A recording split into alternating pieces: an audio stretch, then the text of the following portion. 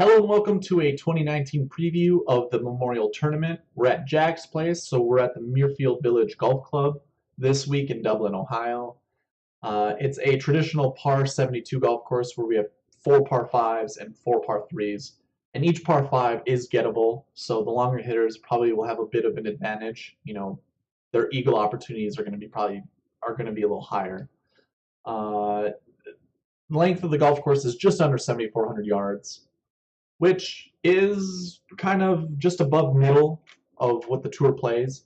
So it can be long, and the weather this week actually looks like there's going to be a few storms in the area, so it should soften up the conditions, which makes the golf course a little bit longer. But there really isn't much correlation between bombers and soft course conditions. It's just that the golf course is long, therefore bombers probably are going to have a bit of a benefit. That or short hitters that play their long irons well. You want to target those golfers. And this is more of a second shot golf course, so really we want to target those that have a higher green and reg percentage as well as a shots gained approach.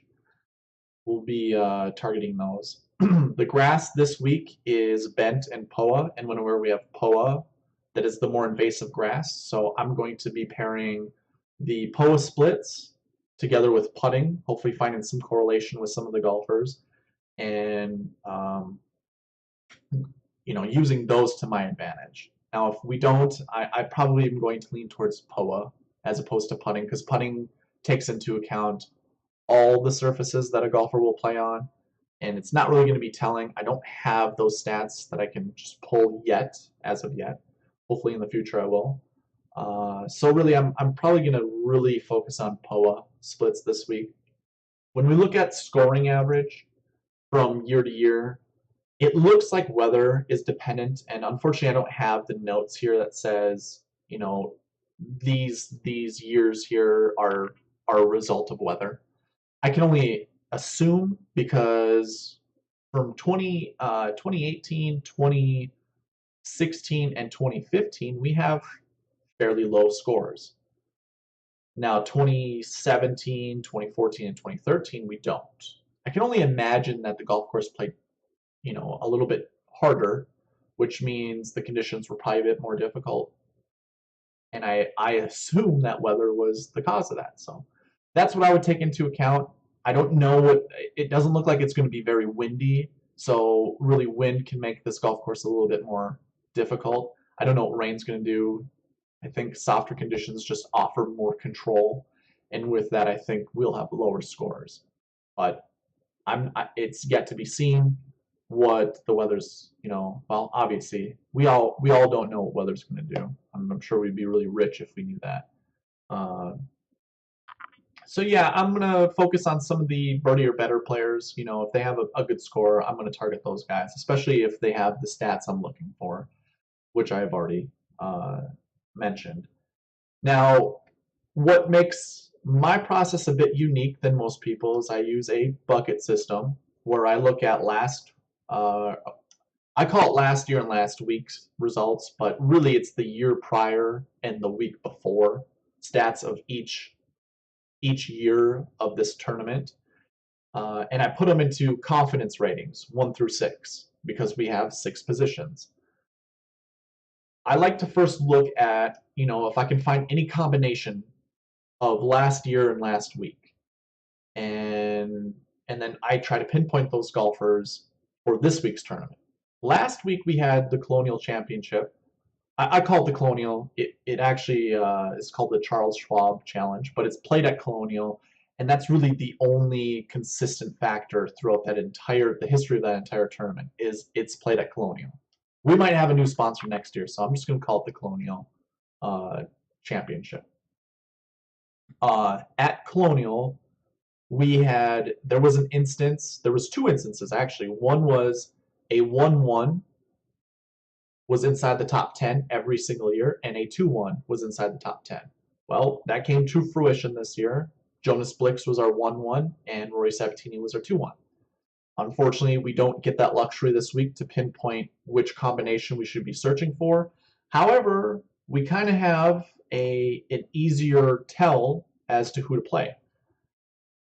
I like to first go down to the top 10 of each bucket, so last week and or last year and last week, and I like to look at the min maxes. So how many instants should I play of this confidence ranking? Of the ones which are did not play the year before, we have at least two. You need at least two instances. For those that golf or that finish inside the top 20 the year prior, we need one. That is the min. The max is 3. When it comes to the max number, it doesn't really matter that much. It's just kind of a zone that you don't want to go over. Obviously, anything can break the mold. We saw that last week when I told you 6s were kind of a disqualifier for the last week bucket, and Tony Finau and Andrew Putnam broke that mold. There's not to say that we might find 4 golfers who finished inside the top 20 the year prior that will finish inside the top 10 this week. So I just like kind of using a little buffer range. It helps me keep I would say, I want to use the word safe, but it's not really safe. It's just, yeah, we'll just use safe lineups when it comes to constructing, what to target. Kind of got a little sidetracked, but going back, in our confidence of 3, min is 1, 4, min is 1. So when we construct our lineups, I think what I want to start with is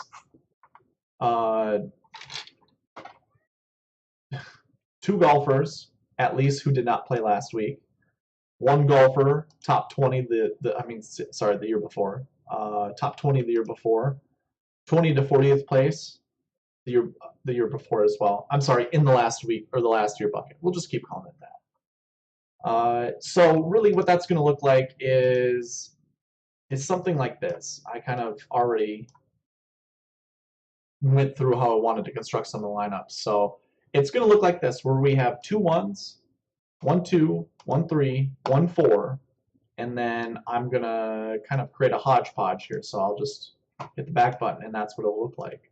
This is just a random column for me because this 6th position could be anything. We could have 3 1s. We could have a 5. We could have 2 4s. I mean, really, that's how I go about that. Don't want to stay too long on that. I tend to go over a bit when I talk about that. So I'll look at last week, and really there's 3 columns we want to look at here, or 3 rankings, 1, 2, and 3.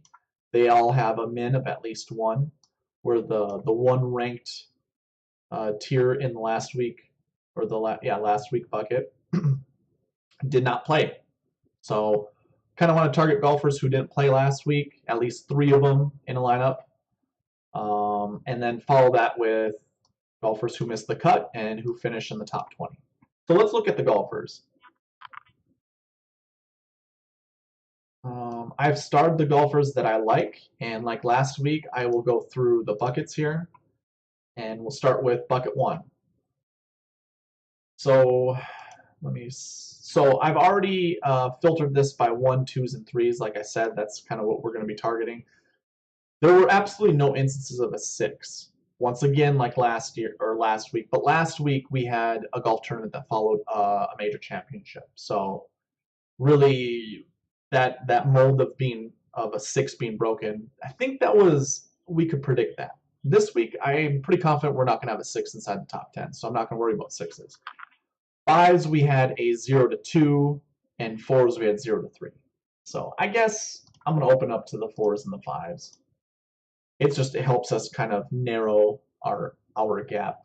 But here, let me sort this by salary and then sort it by who I like. So at the top, I really like Ty Hatton. Ty Hatton has some really good POA splits. He has he's finished inside the top 10, 30% or 36% of his events, his POA events that he's played on the PGA Tour. It doesn't look like he has very good POA stats this year, which I can't remember what tournament this is. It was the WGC Mexico, which I think he finished okay. I'd assume it was the PGA Championship. I don't remember. I'm not going to continue to try to figure it out, but he is a golfer, one of my favorites. Rafa would be second, and he's just typically a solid golfer. He has okay stats when it comes through POA. Doesn't have a very good clip of finding the top 10 at POA golf courses, but I do like his approach, tee to green. It really, I don't know how much of this is just happenstance. You know, he just hasn't been playing that well this year. But he is a golfer that I like. He is a 1-1, and I saw that at least 4 times in the last 5 years. Right underneath him, though, I really like Hao Tong. So I'm not sure exactly how many times I'm going to play either of these. I might put them in lineups together. I'm not sure. But I really do like Hao Tong. And then we kind of get into our value plays, basically. I do like Taylor Gooch. I kind of liked his stats here. Let's see. His proximity was pretty good. On average, he's 35 feet away from the hole. His POA splits weren't bad, and his putting splits aren't that bad. So, and of course, his birdie or better percentage is pretty decent. So he has all the stats that I'm looking for, and especially for someone who's $6,900, I really like that. Harold Varner III has decent course history. I think he's only played this golf course once. I could be mistaken. That could just be an even number. I do remember him finishing well at this golf course one year. So I'm just going to go off of memory and say that I like him for this week. And I do like some of the stats I see. His approach, not the greatest, but I mean, he's near average. He's just a little bit below average. Corey Connors really has some good stats. When we look at ball striking, tee to green stats, those are phenomenal. His proximity is really close. He's hitting a high clip of greens. It's just, I don't know if the putter's going to show up, and then his POA splits are not very good. So he's going to be a bullet that I'm going to use. Confidence rating is not going to be high. He is a 5. So, the volatility is there. Max Homa, last week I said I didn't like him. I watched him golf. He's got a solid golf swing. It is clean, just like Adam Long right below him. Both of those golfers have really nice golf swings, and I do like to judge golfers off their golf swing. It's very almost to the book. Like it's almost textbook swing for both of them. It looks repeatable, which is what you want to see in golfers, especially golfers that are this low. And I guess between Adam Long and Max Homa, Long gives you $500 more to play with. None of these golfers in this range have a very good fantasy point per game stat. The value being the best with Vaughn Taylor. And last week I was on Vaughn Taylor. He finished somewhere in like 40th or 50th place. But these 3 golfers, I like them, and especially with Max Homa and Vaughn Taylor, both of their POA stats are decent. I mean, I'm more or less look at the top 10 finishing percentage as opposed to overall or 2019 POA splits, but it looks good. A dark horse that I really like is David Lipsky. He hasn't played enough PGA events this year to have any stats accumulate, so he is a golfer that I will probably play a few lineups of. And Sam Ryder has been someone who's been a little bit disappointing this year. Last year he came out and he was kind of a little darling of sorts, where he had some pretty decent finishes, like at the I believe the Honda Classic was one of them that he played well at. Kind of more known, I think he's more known for being a good Bermuda player, but his post splits are not bad. And when I compare it with putting, and the rest of his stats aren't bad either. I mean, really the only thing that's really killing him is around the green, which it's not a very good stat. He's like the lower 20 percentile of this tournament, so I'm not positive I really like that. The rest of it though is not bad. He's just a good flyer at $6,100. Some notables that I like. I still like Putnam. I think he's more of a bent grass player, so I will be playing some of him, just not a lot of lineups. Noren is kind of I don't know. It's kind of an enigma. Like I'm not sure. Like he was solid prior to this year. He had a lot of good finishes last year and the year before. He's not very trustworthy this year. but he has the talent to do it. So really, it's up to you guys. I think he's a decent play. I like Damon. I like Every. I like Im. I will be playing those golfers in some of the lineups, just not a lot. And I'm just going to leave it at that. There's some guys down here like Ryan Fox. He's a very good European golfer. Uh, he's a raw golfer, and if I was to compare him to anyone, I would probably say a younger version of Luke List, and that's only because of raw power. Luke List hits the ball far. I don't know if their putting stats are similar, but Ryan Fox hits the ball pretty far, and he might actually fit that mold of golfers that we're trying to target that um, hit the ball a decent ways.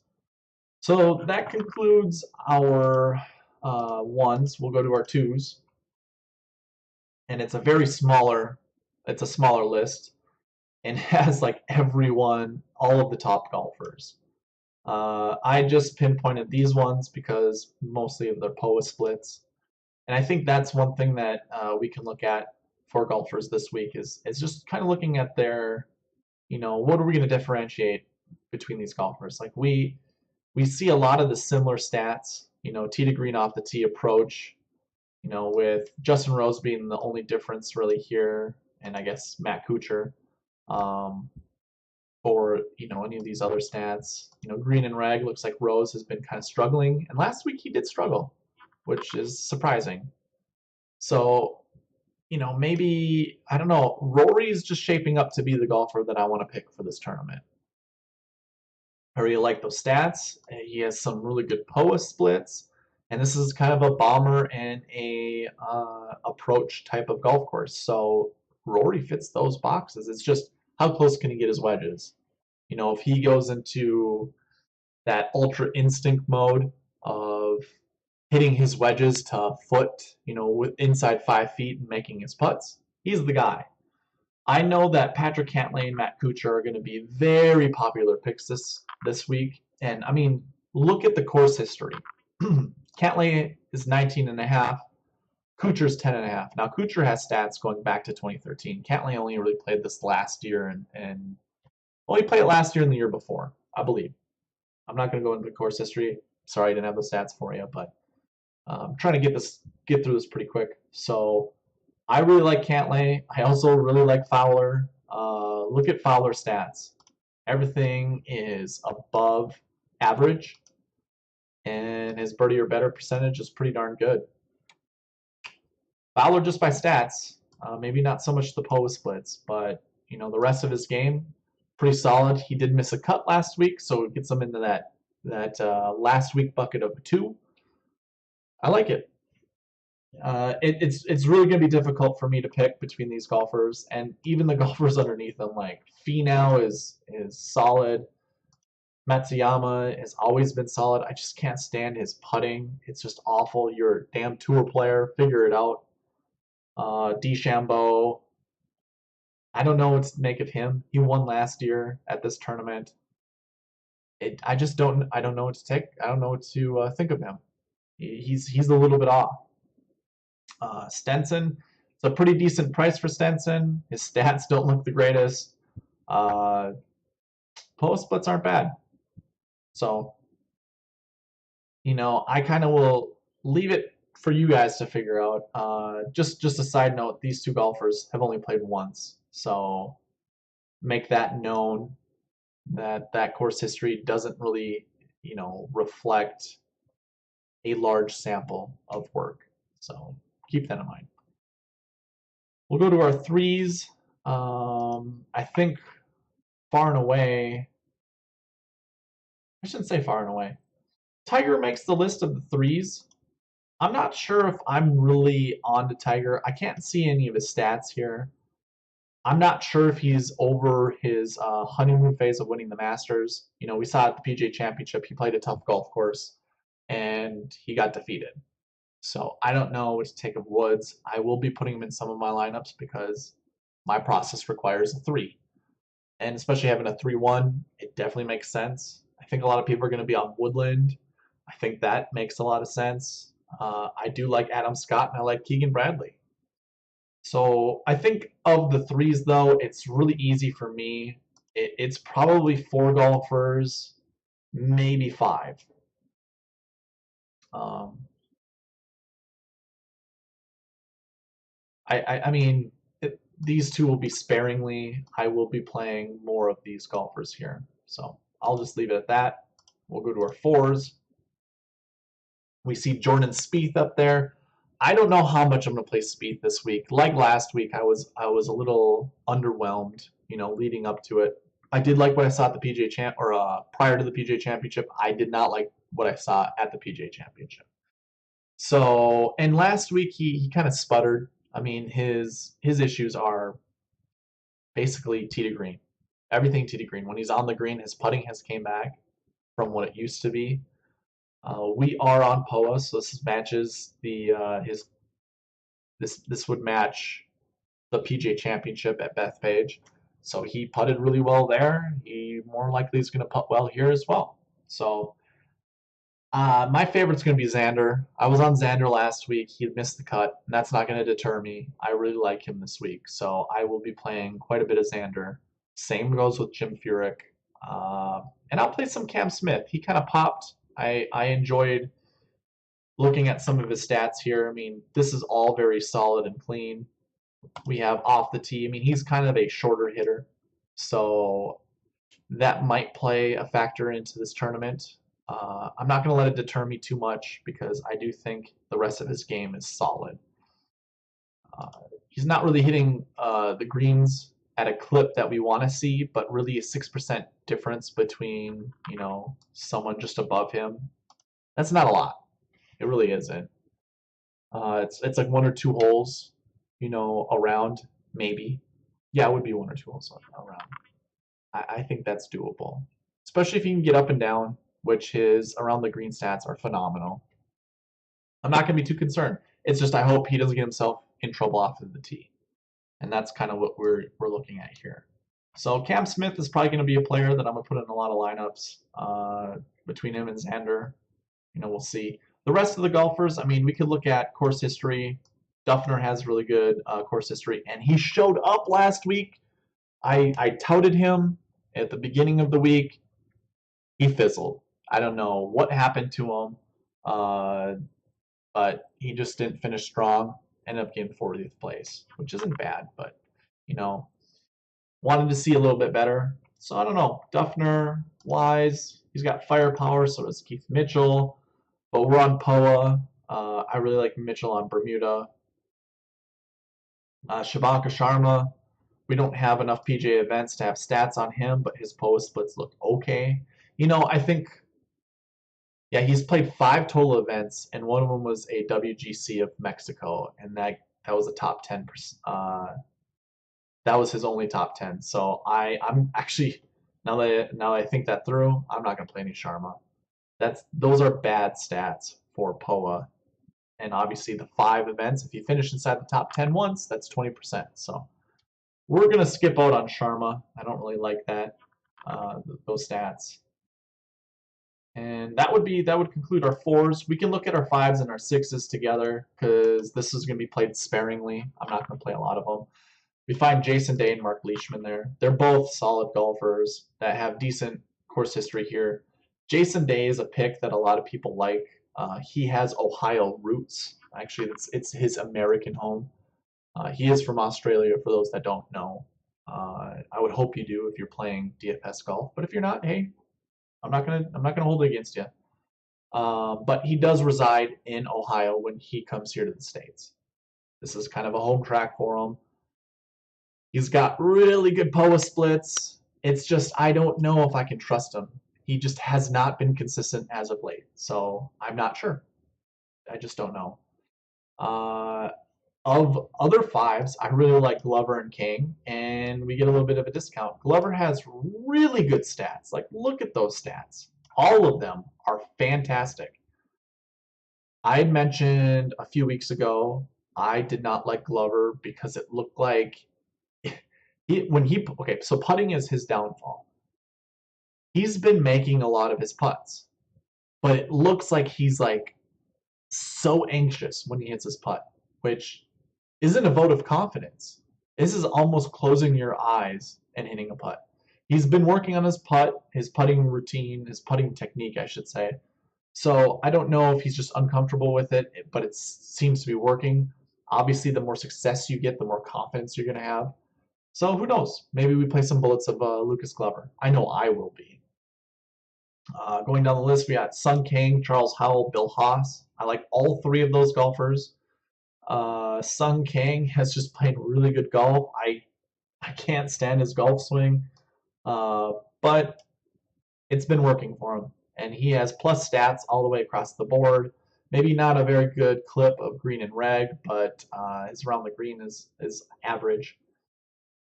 Charles Howell III is just he's just solid. He's always been solid. I don't like those proximity stats, but his putting hasn't been poor.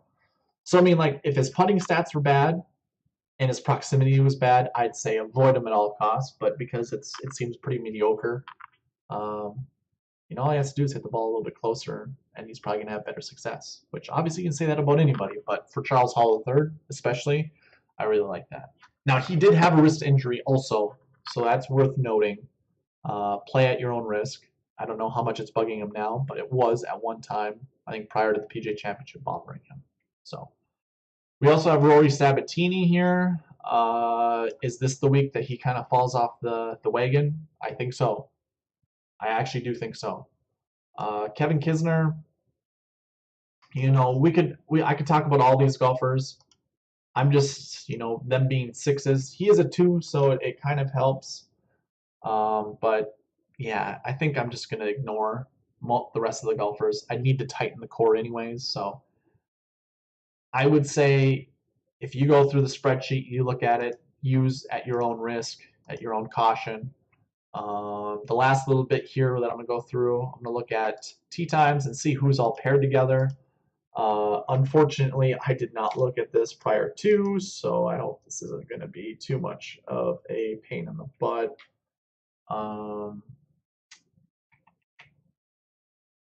Ty Hatton was a golfer that I liked. Maybe I play a little bit of Bronson Burgoon. I really like that. Xander Schauffele, yeah, I don't know if I like that group, honestly. I really don't want to play Vegas and I don't want to play Knox. Not saying I have to. Yeah, I'll probably ignore that whole group and just stick to Xander. That's fine. I like kind of looking at the smaller groups. Obviously, I'm on Adam Long because these guys, you know, especially if they're younger, they're going to feed off each other a bit more. Rafa is playing with Every and Baddeley, and they actually have pretty good stats. I mean, for their price points. So maybe I'll mix in some Matt Every with Cabrera Bello as well as Baddeley. There's Sam Ryder. I like him. I think we just got to get down to the big players and then put those guys together. Oh, we have our Aussie connection with Adam Scott. This is a President's Cup little get together here with Hideki. I actually think this could be a group that feeds off of each other. So, you know, I would actually pair 2 of those golfers together. I really would. I think that's a good pairing. This is a very good pairing also. All 3 of them are friends. Well, I'm not sure about Kuchar and Fowler, but Kuchar has, you know, history with Mickelson, good history, and Fowler and Mickelson have good history together as well.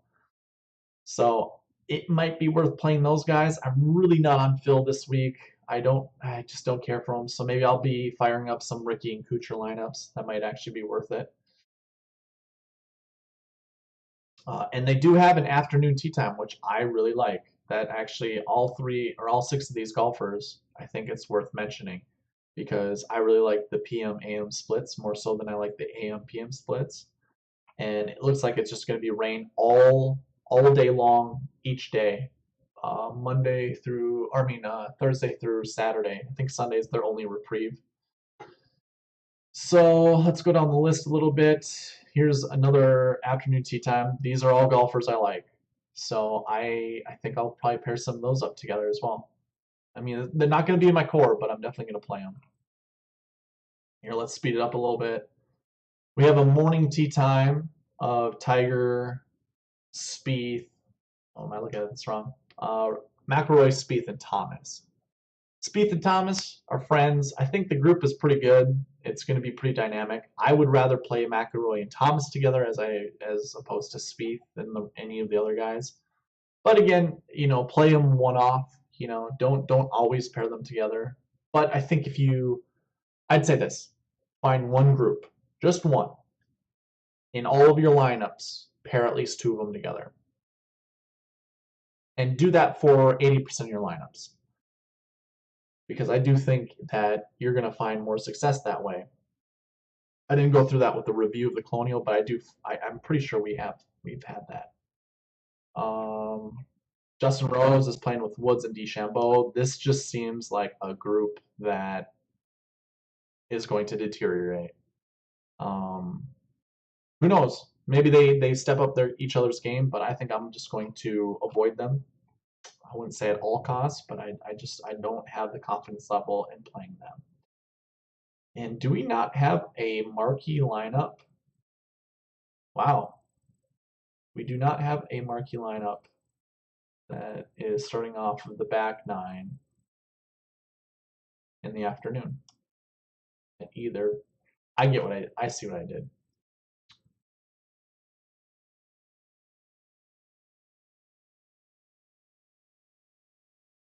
Actually, guessing, yeah, we do. Never mind. They're all starting on hole one. Okay, I get it. So yeah, those are my pairings. That's what I'm gonna stick at. I'm actually gonna end this video. It's still 30 minutes long, but I have to get back to work. I hope this was insightful. Leave any comments, questions, criticism, whatever you want in the comment section below. You can also email me, which I'll have in the description, which email to reach out. I also have a Twitter now, so I will be posting these videos once they come out. I will give you a live update as to when they come out. So if you're not already subscribed, if you're not, please do. Also give a like if you can. But yeah, you should be able to follow me on Twitter. And hopefully as this gets more popular, I'll definitely be more of a contributor on Twitter. But I'm gonna leave it at that. I hope you guys have success this week. Let me know how you do. Let me know which players you're on. And good luck. Thank you. See you later.